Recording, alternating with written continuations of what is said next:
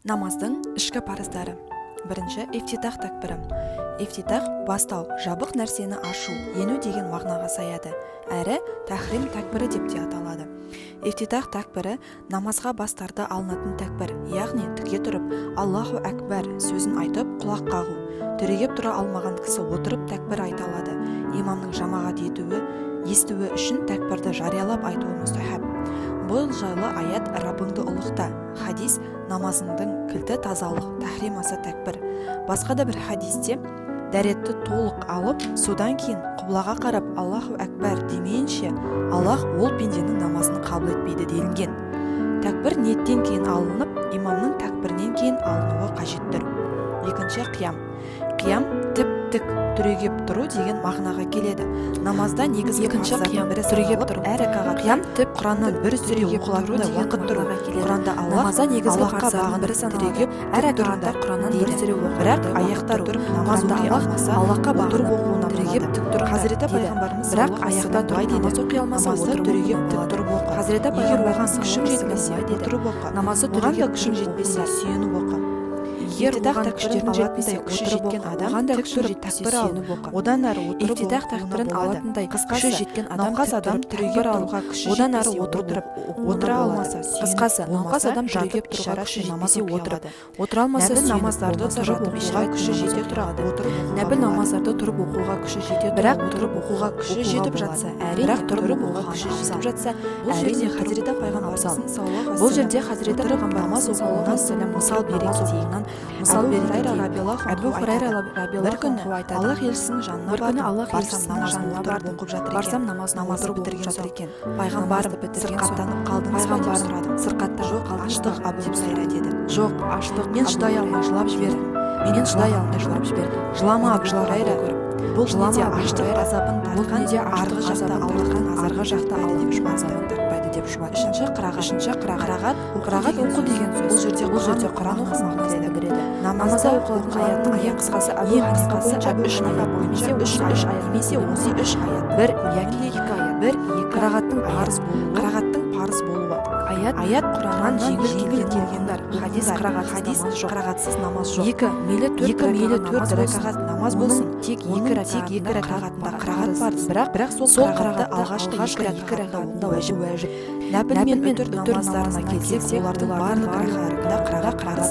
Фатиха сүресі уәжіп. Сондықтан Фатиха оқылмаса намаз тахрим макрух дұрыс. Намазда Фатиханы оқуды ұмытқан жағдайда қателік сәждесін жасау керек. Намаздың негізгі тіректерін құраған қиям, рүкүх, сәжде секілді парыздарға қарағанда қырағат намаздың артық парызы. Сондықтан қиям, рүкүх, сәжде және соңғы отырыс мейлі жамағатпен, мейлі жалғыз оқығанда тәрк етілмейді де қырағат имамға ұйыған адамға міндеттелмейді. Хазіреті пайғамбарымыз саллаллаху алейхи ва саллям имам оған үйі үшін тағайындалып қойылған. Имам тәкбір айтқанда сендер де айтыңдар, Құран оқыған уақытта үнсіз болыңдар дейді. Имам Әбу Юсуф пен имам Мұхаммедтің көзқарасы бойынша қырағаттың тек арабша мәтіні болуы керек. Құранды басқа бір тілде аударып оқу дұрыс емес. Әбу Ханифа Құранды басқа бір тілге аударып оқуға болады деп ишағат етсе де кейіннен бұл көзқарасынан қайтқан. Қырағатты намазда іштен оқыса қырағат саналмайды. Сол себепті оны адамның өзі еститіндей, немесе тілі әріптерді ақырын шығарып қимылдау керек. Бірақ жанындағылар еститіндей оқып, олардың көңілін бұзбау қажет. Намаз, азан сияқты ғибадаттар тек қана араб тілінде оқылады. Әр ұлт өз тілінде орындаса жеңіл болмас па еді? Намазда мұсылмандардың Құран кәрімнен сүрелер оқуға міндеттілігі бәрімізге белгілі. Мұсылмандардың өз тілдеріне, жеткілікті жеріне қарамастан сонау Мұхаммед саллаллаху алейхи ва саллям пайғамбар заманынан болжылмай заңдасқан бұл қағида келешекте де дәл солай жалғаса бере ме? Ең алғашында кез келген адам үшін ана тілінде құлшылығын орындау әрі жеңіл, әрі орынды көрінері рас. Алайда мәселені егжей-тегжейлі қарастырар болсақ, кең көлемді түсінікке қол жеткізеріміз анық. Ең алдымен тілек дұға мен намаздың ара жігін ажыратып алған жөн. Намаздан тыс жасалатын тілектер мен дұғаларда мұсылман кісіге ішкі тілегі мен мұң-мұқтажын қай тілде айтып жеткізем десе де бұған тыйым салынбаған. Өйткені бұл жаратушы мен құл арасындағы жеке мәселеге қатысты. Ал намаз болса, ол жалпыға, жамағатқа тән құлшылық болғандықтан намаз намазға қосылатын басқа да мұсылмандардың қажет тілектерімен санасу керек. Негізінен намаз жамағатпен оқылуы тиіс, бірақ жалғыз оқуға да рұқсат етілген. Егер ислам діні қандай да бір белгілі бір аймақтың яки белгілі бір ұлттың діні болса, онда ешқандай күмәнсіз сол аймақтың, сол ұлттың ғана тілі қолданылар еді. Алайда төрткүл дүниеге тараған, бір-бірін түсінбейтін қаншама ұлт өкілдеріне ортақ діннің өзіндік ерекшеліктері мен қасиеттері болмақ. Айталық, қытайша білмейтін қазақ Қытайға барса, көшеден шыққан қытайша дауыстарды естісе де оны түсіне алмай, оның кесірінен азанның оқылғаннан бейхабар, жұма намазын қазаға ұшыратып алуы мүмкін. Сондай-ақ Қазақстанға келген басқа ұлттарды мұсылмандардың өз тілінде орындап жатқан ғибадаттарын ештеңе ұқпасы анық. Олай болса, мұндай жалпы әлемдік діннің өзіндік ортақ жақтары мен ортақ тұстары болуы заңды. Бұл тұста азан мен қырағаттың орны ерекше екені кімге де болса мәлім. Бұндай жайттарды күнделікті өмірде де кездестіруге болады. Айталық, Біріккен ұлттар ұйымында да әрбір мүше мемлекет өзара белгіленген ортақ тілде ғана сөйлеседі. Ондайда әрбір мемлекеттің жеке бас пайдасы көзделмейді. Мәселенің тағы бір жағы, қандай да бір аударманың ешқандай түпнұсқасы толық қамти алмайтындығында. Құран аяттарының әрбір сөзінің бірнеше мағынасы бар. Аудармада тек біреуі ғана беріледі. Тіпті кейде аятта қолданылған әрбір әріптің де өзіндік бірнеше мағынасы болады. Аудармада осы әріптердің өзіндік мағынасы мүлдем ескерілмей қалуы мүмкін. Яки біреуі ғана ескеріледі. Құранда белгілі бір мағынаны білдіретін бірнеше синоним сөздердің ішінен сөздің дыбысталуы жағынан да, мағынаны қамту жағынан да ең қолайлысы таңдалған. Сондықтан кейбір сөздің сөздік мағынасынан тыс дыбысталуының өзі баяндалайын деп тұрған жағдайды білдіріп жатады. Ал мұны аудармада беру мүлде мүмкін емес. Ең бастысы Құран сөздерінің оқыған адамды жалықтырмауында. Мысалы, аударманы бірнеше рет оқыған адамның жалғары сөзсіз, ал Құран сүрелерін оқығанда адам түсінбесе де ерекше рухани ләззат алады. Өйткені Аллах тағала Құранды өздеріне осындай ерекшелік берген. Міне, сондықтан Фатиха сүресін күнделікті әр намаздың барлық рахатында оқысақ та жалықпаймыз. Оған қоса Құранның өзіне ғана тән әуені мен әуезі оқыған адамның ішкі дүниесіне ағыла құйылып ерекше әсер ету тағы да бар. Оқылған Құранның әрбір сөзіне, тіпті әрбір әріпіне сауап жазылатындығы көптеген хадистерде берілген. Ал кез келген аударма Құранның дәл өзі болмағандықтан, оның әрбір әріпіне сауап жазылу ерекшелігі де жоғалады. Тағы бір болса айта кететін жайт, ол намазда қолданылатын сөздердің көп емес, аз екендігі. Алдымен азан мен қамат, артынша Аллаху әкбар, Субханаллахил азим, Субхана раббиял аля секілді қысқа қайырымдылармен қоса Фатиха сүресі мен бір-екі қосымша шағын сүрелер.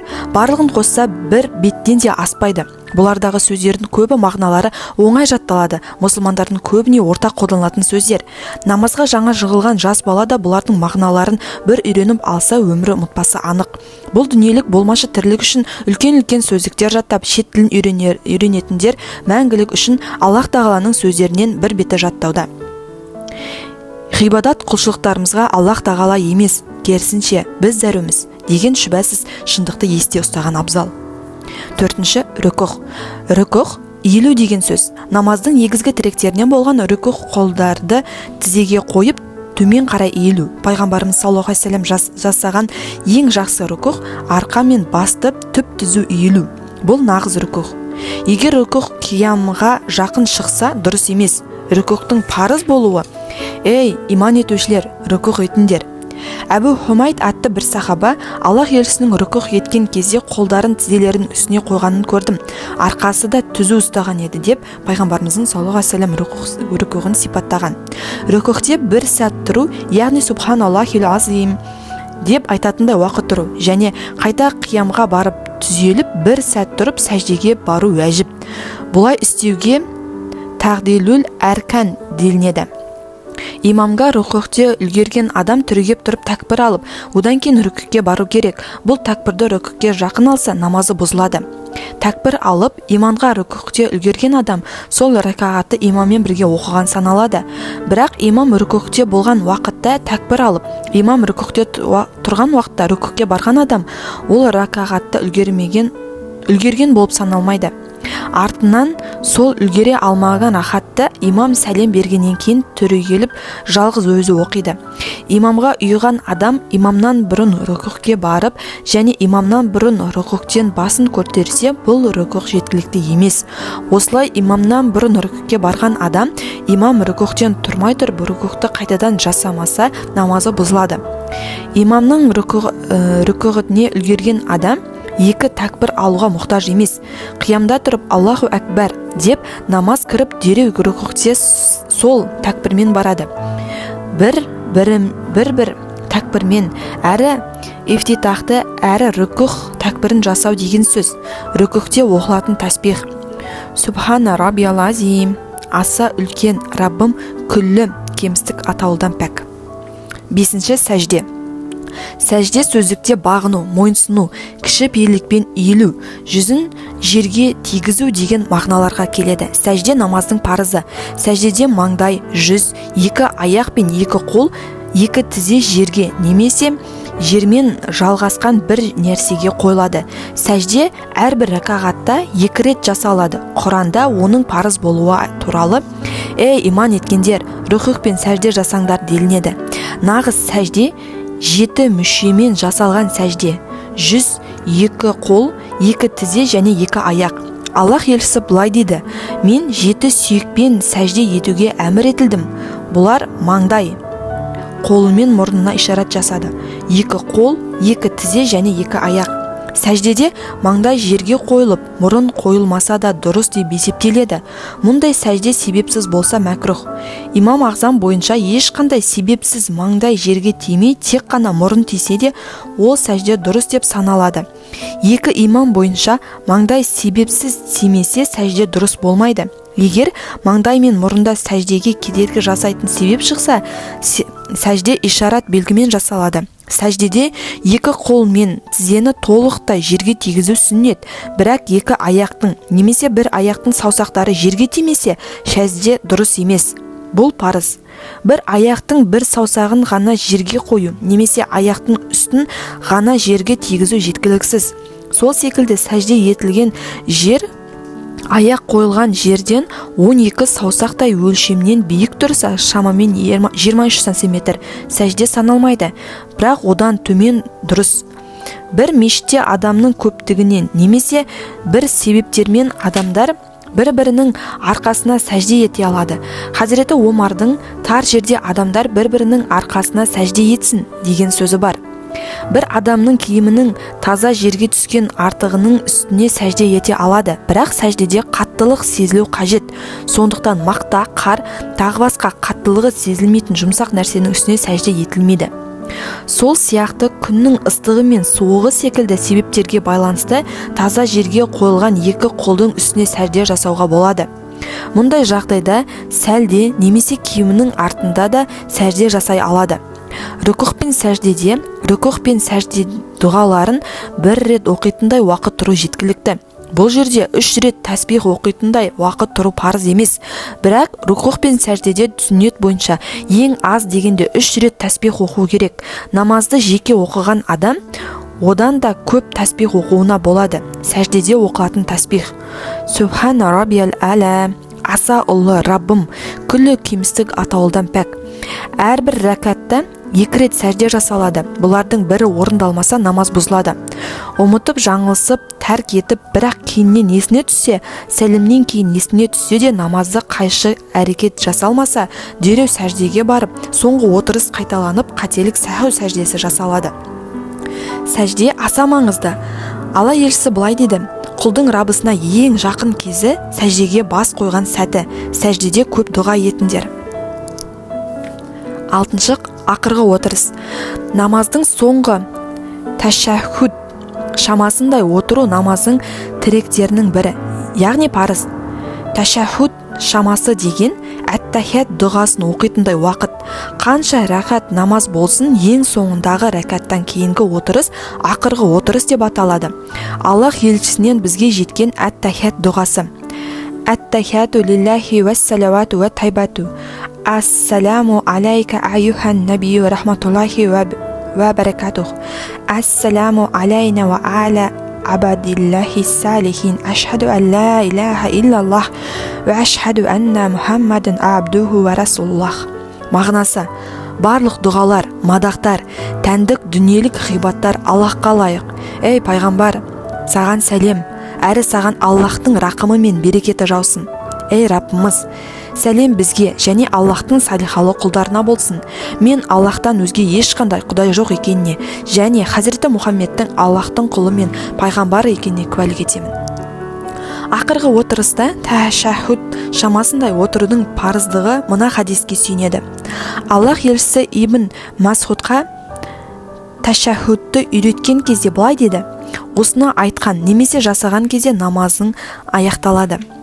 Яғни тәшәһүдті оқыған немесе оқитындай мезгіл отырған уақытта намазың аяқталады.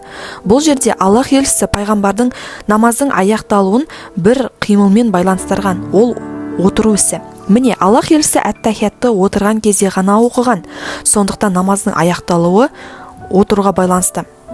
Тағдил әркан рүкіндерді дұрыстап орнымен жасау. Бұл намазда рүкүхте тұрған уақытта сәждеде екі сәжде арасындағы отырысқа мән беріп, сол жерлерде аздап кідіру. Бұл кідіру кем дегенде бір рет Субханаллахил азим дейтіндей мезгіл.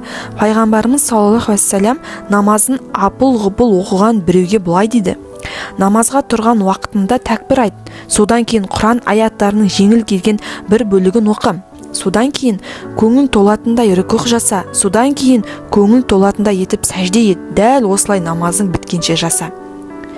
Тағдил аркам имам Юсуф пен Шафиғи, Малики және Ханбали мазхабтары бойынша намаздың бір парызы, бірақ имам Ағзам мен имам Мұхаммедтің көзқарасы бойынша уәжіп. Сондықтан имам Ағзам мен Мұхаммедтің көзқарасына қарай намазда тағдил әркам жасамаған адам қателік саху сәждесін істеуі қажет.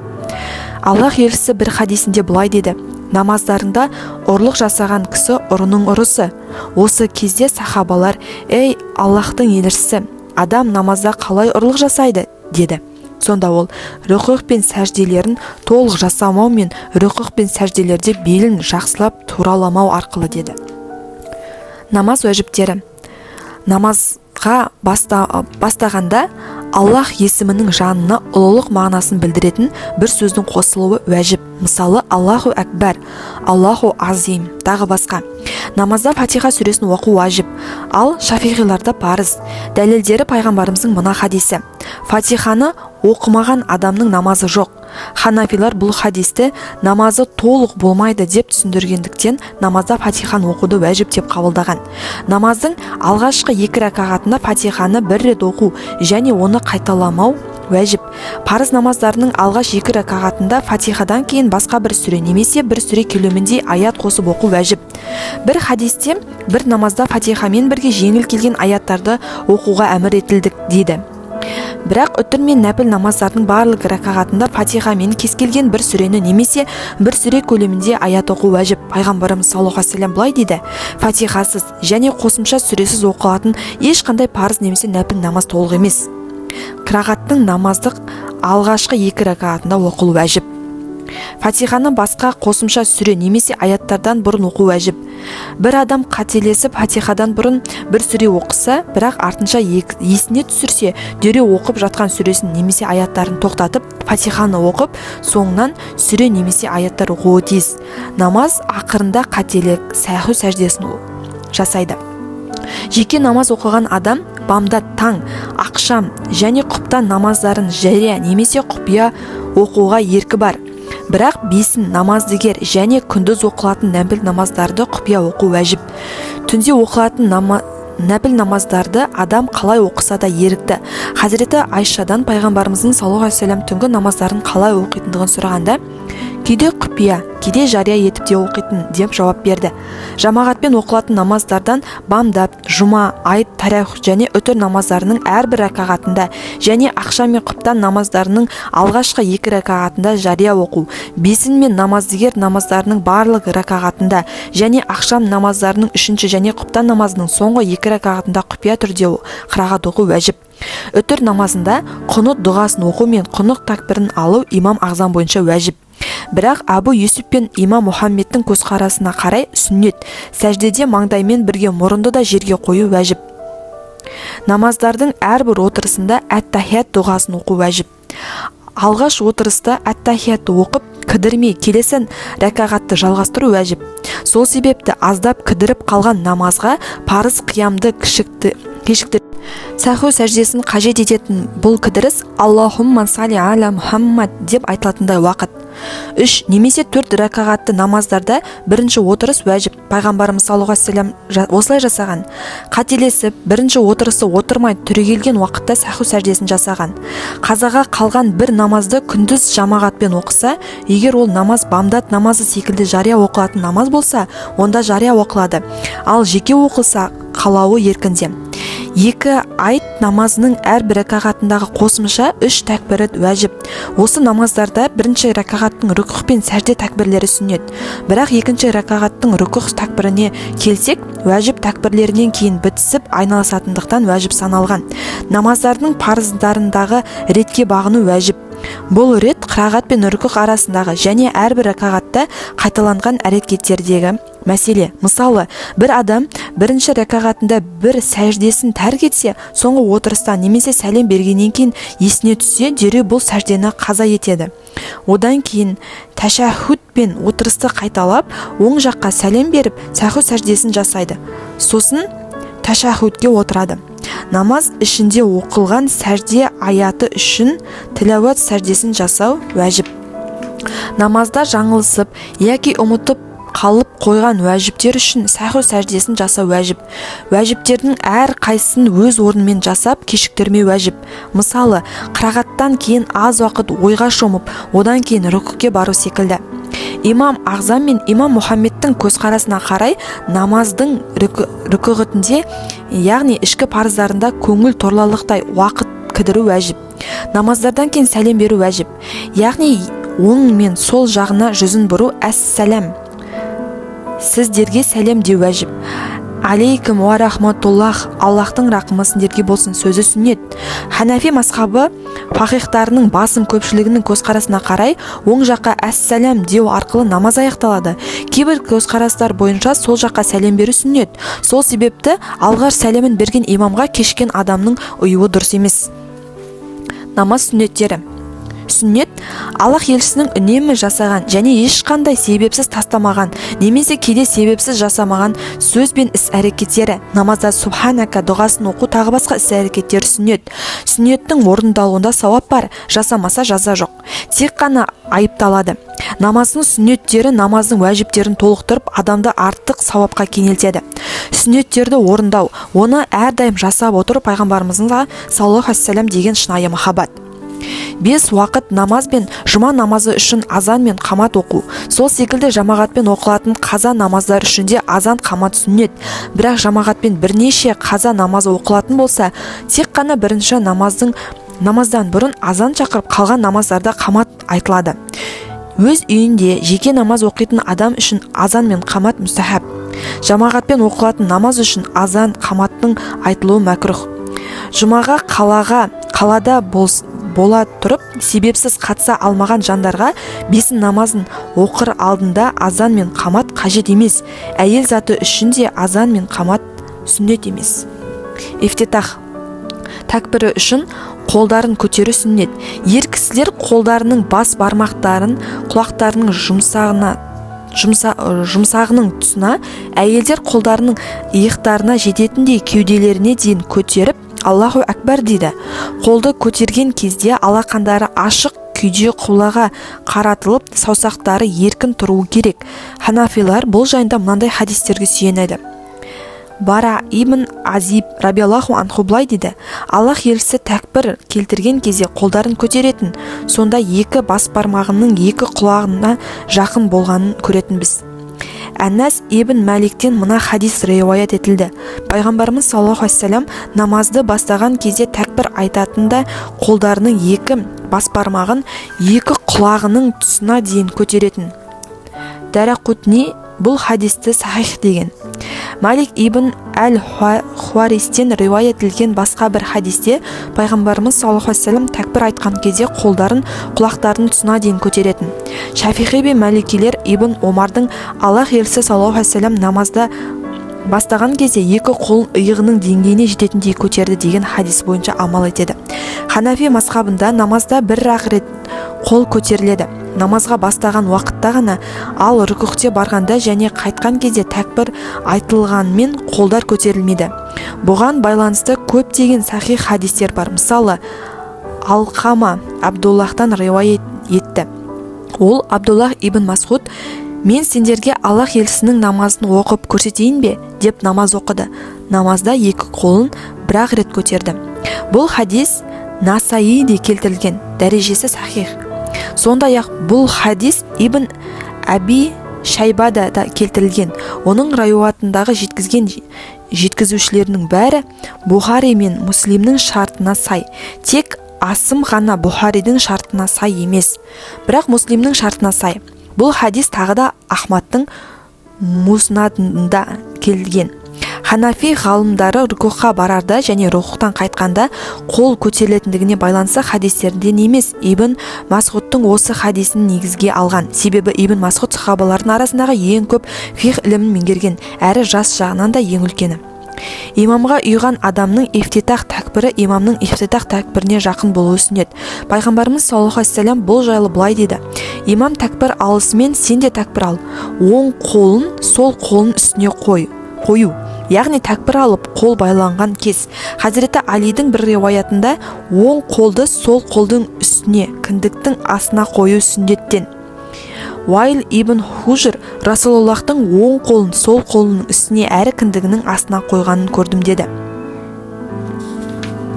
Егер оң қолының үш жағын сол қолының үстіне қойып, бас бармақ пен шынашақ арқылы білекті орайды. Әйелдер екі қолын кеудесіне апарып, оң қолын сол қолының үстіне қояды, бірақ саусақтарымен білектерін орамайды. Субханака дұғасын оқу, яғни ифтитах тәкбірінен кейін құпия түрде сәна дұғасын оқу сүннет. Ол төмендегідей: Субханака Аллахумма ва бихамдика ва табарака смука ва та'аля жаддука ва ла илаха айрука. Я Аллам, сені тәсбих етіп пәктеймін, саған хамд айтып мадақтаймын. Сенің қасиетті есімің аса мүбәрәк, және де сенің ұлылығың аса жоғары, сенен басқа ешбір құдай жоқ. Аллах елшісінің намазды бастаған сәтте осы дұғаны оқығандығы Хазіреті Айша жеткізген. Алғашқы рәкағатта фатихадан бұрын құпия түрде аузу мен бисмиллахтың оқылуы және келесі рәкағаттарда фатихадан бұрын бисмиллах оқылуы сүннет. Аузу мынау: аузу биллахи минаш шайтани раджим. Иллахи рахымдылықтан қуылған шайтаннан Аллахқа сыйынамын. Мұның айтылу дәлелі Құранда: Құран оқылған кезде оқылған шайтаннан Аллахқа сыйын. Бисмиллахи рахман рахим. Рахман және Рахим Аллахтың атымен бастаймын. Бірақ имамға ұйыған фатиханы оқымайтындықтан ауыз мен бисмиллахты да оқымайды. Фатиха біткенде іштей әмин деу сүннет. Хазіреті пайғамбарымыз саллаллаху алейхи вассалам: имам вәләддалин деген уақытта сендер де әмин деңдер. Кімде кімнің әмин деуі періштелердің әмин деуіне дәл келсе, жасаған күнәлары кешіледі деген.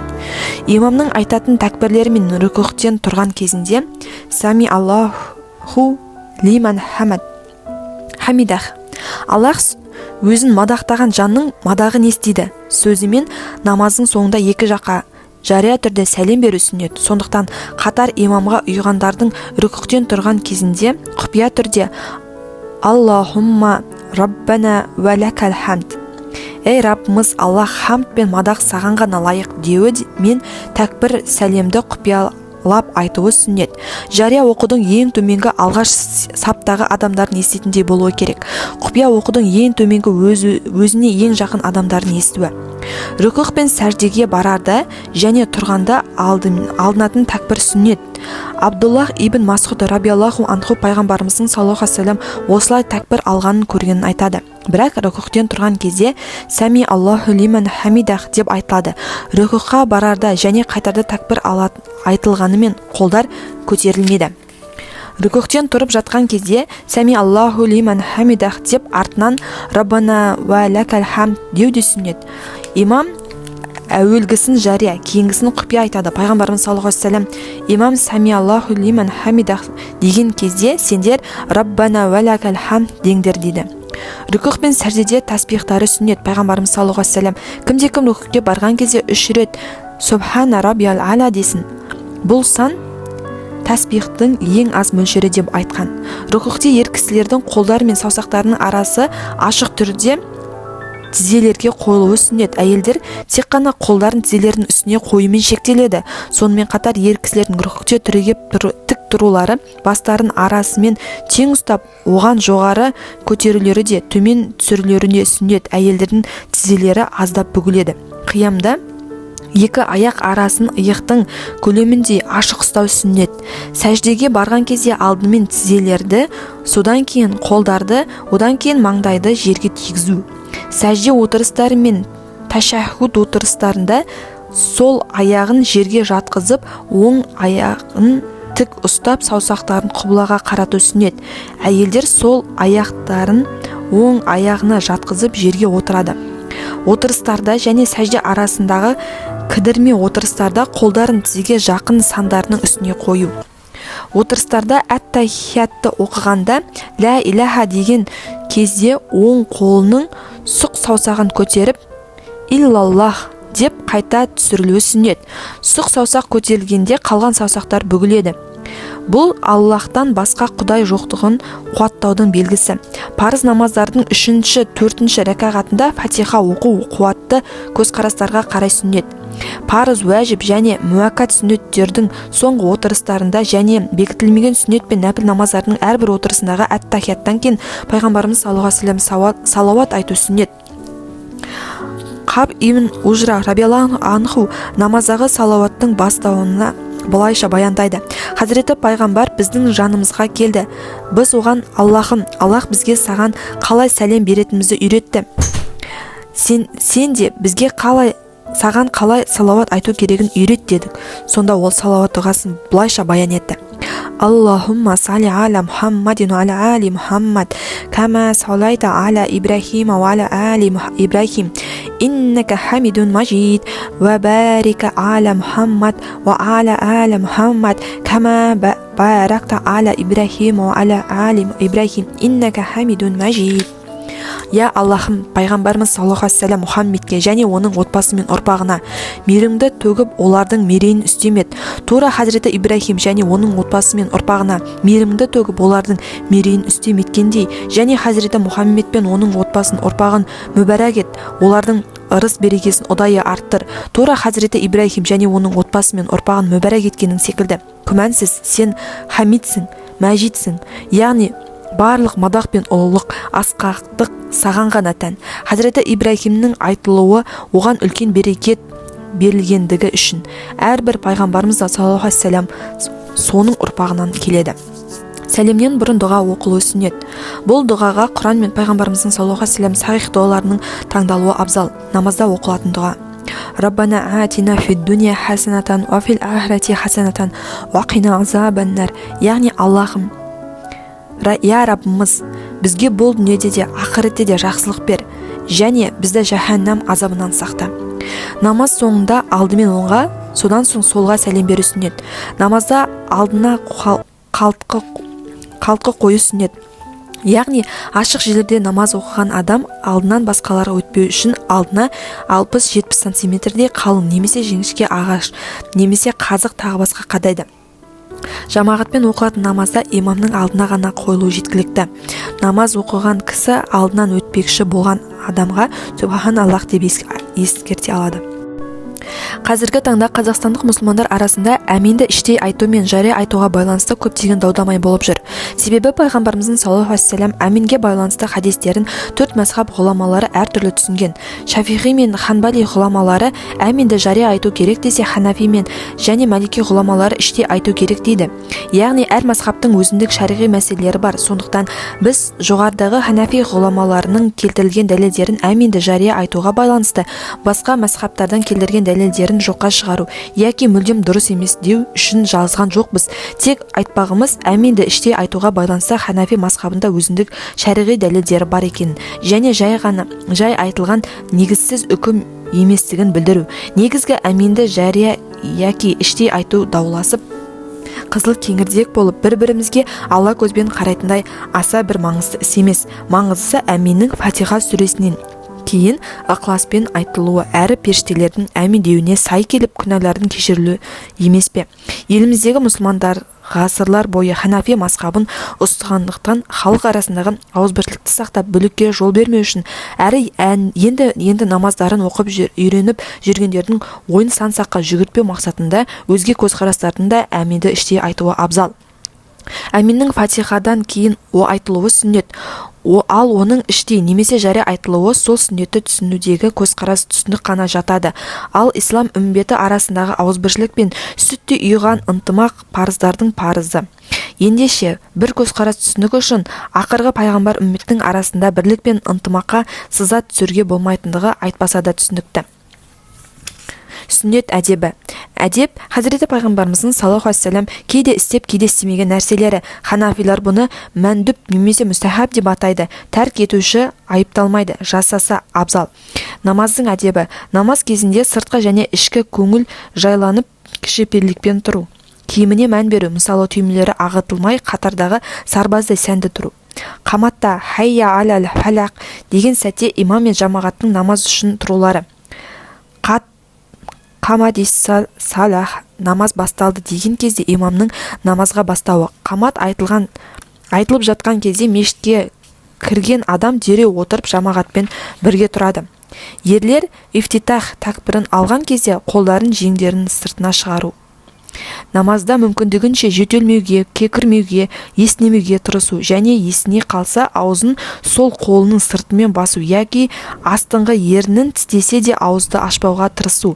Жеке намаз оқыған кезде рүкух пен сәждеде тәсбихтерін үштен артық оқу.